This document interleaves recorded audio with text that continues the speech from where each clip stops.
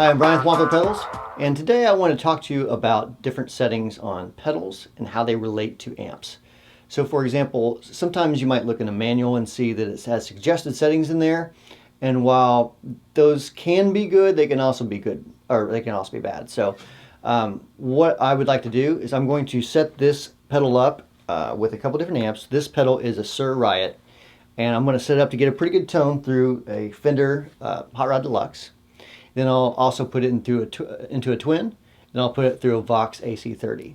So what I'm going to do is set those amps up for what I would call a good clean tone on those amps. And we'll run the pedal without changing any settings to those amps and see just how dramatically it changes. I think you'll find that with each amp, you're really going to have to kind of tailor the tone controls of a pedal to that amp. And that's one of the reasons why our pedals, for example, have a lot of different tone controls. So with this one having just one single tone control, what you're basically doing is tailoring that high end, and which comes in really handy. Like for example, with the twin reverb, it has a bright switch on it, and with that bright switch, it can be very, very bright and fizzy sounding with different pedals. So my clean tone on the Hot Rod Deluxe is this.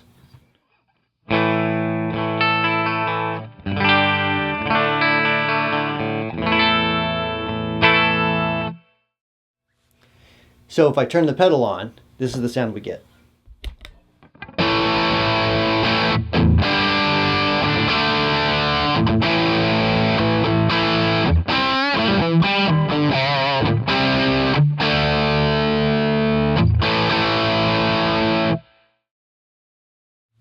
So the way I have the amps set up right now, I do have the bright switch on the Hot Rod Deluxe, and the EQ is just about noonish or so, not far from that. So from here, we'll go into the twin reverb, and we'll demonstrate the pedal with this exact same settings through the twin reverb.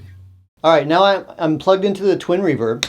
I'm on the vibrato channel, which has reverb on it. I have the vibrato down, of course. I have a little bit of reverb on it. Bright switch is on. Treble's on 3, mids are on 6, bass is on 6. So my clean tone in this amp sounds like this.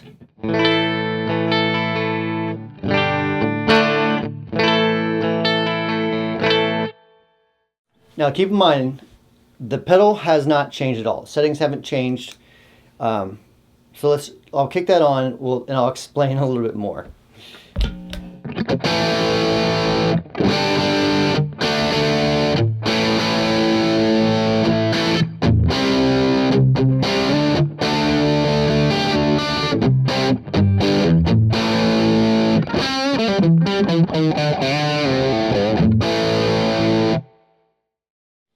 So with this particular amp, with this particular pedal at these particular settings, that does sound a little bit fizzy.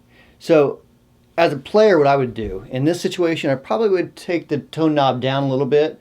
I might actually even compensate on the amp by changing the bright switch down, so that it's not as bright anymore. The problem with that is it does change your clean tone. So sometimes, depending on the amp, you may have to kind of tailor your amp to the pedal if it doesn't have a whole lot of tonal control over it. Let me just switch that bright switch down just a little bit, and we'll see how dramatic of a difference it'll make. All right, so the bright switch is down. My clean tone sounds like this.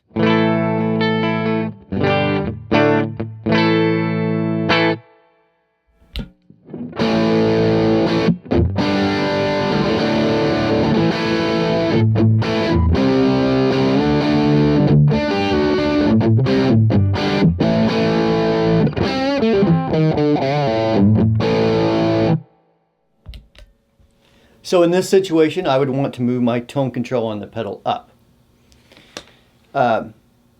It's also worth noting that the EQs on a twin reverb actually are fairly interactive. So you can get quite a bit of brightness with just that treble control. But where that bright switch is at is actually, it's going to change the frequency content of those highs. So from this point, let's go into the AC30. It's a hand-wired AC30 from Vox, and see what it sounds like with these exact pedal settings.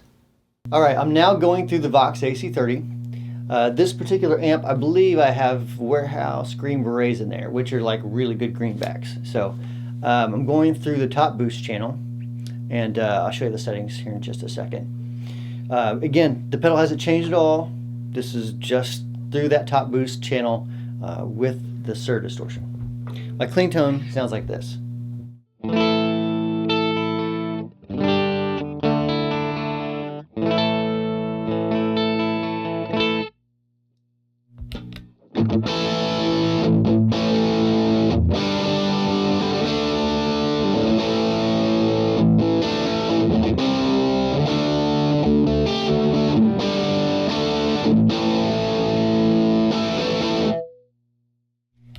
So as you can see, it still has a lot of fizziness to it. And that isn't necessarily to the pedal, because of the pedal. That's basically just because of the circuit on the amp. So what I would do in this situation, if I wanted to keep that clean tone, I would want to turn the tone knob on this down to try to compensate for that fizziness. If I didn't want to mess with the pedal that much, or the frequency content of the tone control didn't work so well for what I was trying to achieve, that's when I would probably go back to the amp, maybe take some highs out of it, maybe take the top control out of it just a little bit to try to compensate for that high presence. So I hope this really helped you to kind of get a feel for how settings on a pedal that you see in a manual don't necessarily apply across the board to all different guitar amps. Every setting that you'll find in a manual, or every setting that you'll see on your favorite guitar player's pedal board, it always has to be tuned according to the guitar that you're using, the amp that you're using, even to the way that it's mic'd up if you're doing it in a live situation or home recording situation. So there's all those factors you have to take into account. So if you see those suggested settings, always start from there, then tweak your tone controls to get the sound that you're looking for. Thanks for watching.